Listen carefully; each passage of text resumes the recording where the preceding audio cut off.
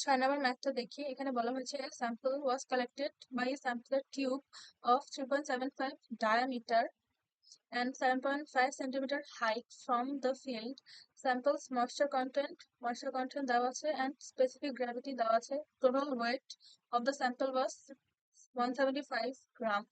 Find its void ratio E and degree of saturation S R. তো এখন আমাদেরকে সরাসরি ভলিউমটা বলা হয়নি, তবে আমাদের ডায়ামিটার অ্যান্ড হাইট দেওয়া আছে। অ্যান্ড এটার ভলিউমটা যেহেতু সিলিন্ড্রিক্যাল হয়, তাহলে সিলিন্ডারের ভলিউম অফ সিলিন্ডার আমরা জানি equals to pi r square h. তো পাই এর মান দেওয়া আছে, আর এর মান পাই আর এইচ সবকিছুর মান জানি। তো তাহলে আমরা বের করে ফেলবো 82.83 সেন্টিমিটার কিউব ভলিউম হচ্ছে এই total volume of the container, যেটা হচ্ছে total volume of the soil denote করে 82.83 সেন্টিমিটার কিউব। আর আমাদের ওয়েট বলা আছে, তবে গ্রাম হিসেবে দেওয়া আছে, তো আমরা সেটাকে ম্যাস হিসেবেই ধরবো। ম্যাস হচ্ছে গ্রামে আছে, ম্যাসের পরিমাণটা 175। এখন আমাদের বাকি পরিমাণগুলো বের করতে হবে। এখন আমরা দেখি ময়েশ্চার কন্টেন্ট দেওয়া আছে। আমরা জানি ময়েশ্চার কন্টেন্ট হচ্ছে weight of water divided by weight of solid, অথবা mass of water divided by mass of solid. এটা আমরা 18% জানি। মাস অফ ওয়াটার জানি না, মাস অফ সলিডও জানি না, কিন্তু আমরা জানি যে মাস অফ ওয়াটার যেটা, সেটা mass of whole minus mass of solid divided by mass of solid. তাহলে মাস অফ সলিড আমরা পাবো 148.31 কত গ্রাম, এন্ড ফার্দার মাইনাস করে আমরা পাবো মাস অফ ওয়াটারের পরিমাণ 26.69 গ্রাম। তাহলে মাস অফ ওয়াটার পেলাম 26.69 এন্ড মাস অফ সলিড হচ্ছে 148.31 গ্রাম। এটা পেয়ে গেলাম। এখন ম্যাস থেকে ভলিউমে কনভার্ট করার জন্য সূত্রটা হচ্ছে আমাদের ms equals to GS BS gamma W.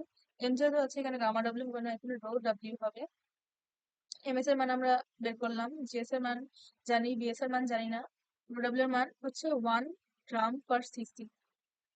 তাহলে আমরা বিএস বের করে ফেলতে পারবো। বিএস এর পরিমাণ হচ্ছে 55.34 সিসি। এন্ড সিমিলারলি আমরা জানি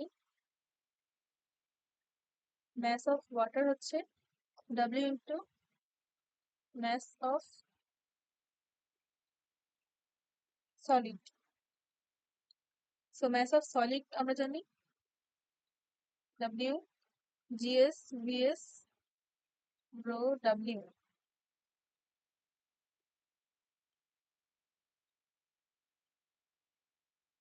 এখানে কোনো ভুল হলো?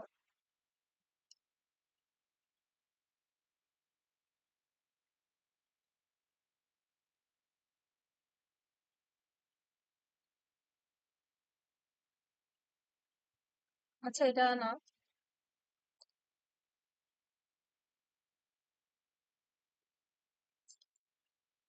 ভলিউম অফ ওয়াটার আমরা জানি W into ভলিউম অফ,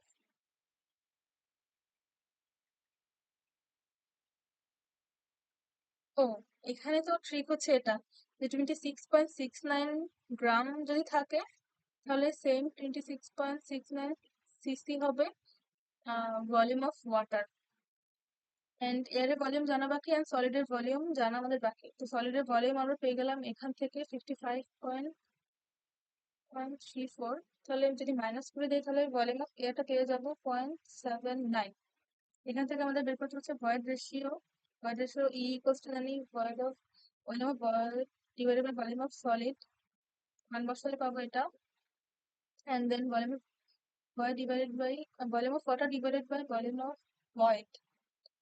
তাহলে ই এর মান বসানোর পরে পাবো 0.49 50%।